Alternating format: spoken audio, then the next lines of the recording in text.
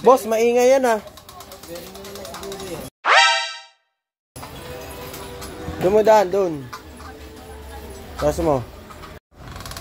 Parang pinto na nagbubukas yan ah.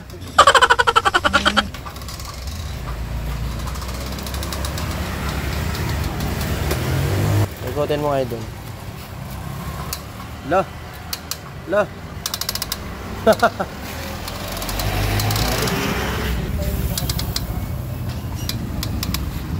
Okay na yan. Sige, luwagan mo.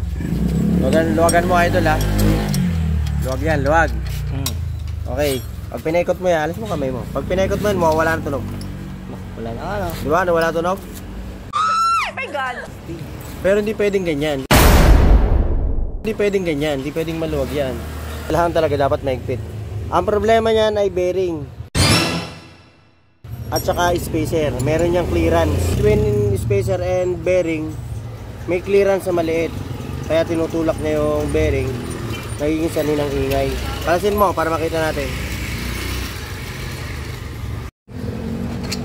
Ngayon mo gamitin yung 10 taong pinag-aralan mo sa Dubai, ha? Ha, idol? Ngayon mo gamitin. Yun, makikita nyo ba yung spacer na yan, masyadong maluwag. Ito yung sinasabi ko na clearance. Masyadong maluwag.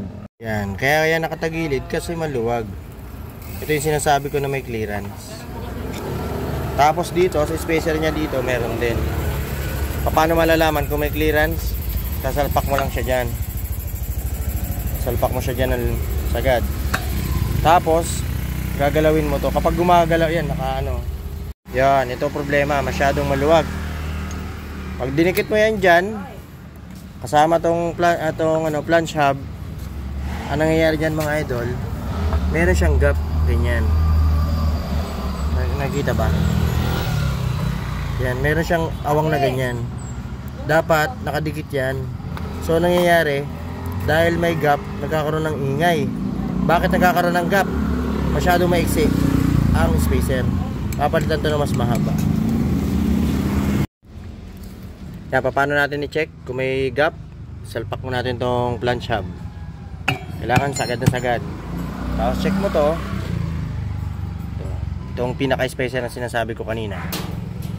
Adjust mo idol. Yun, diba? Ang laki ng gap. Yan yung umiingay. Ang umiingay dyan totally is yung bearing. Kasi tinutulak nung axle. Kapag hinigpitan yung axle, tinutulak niya to.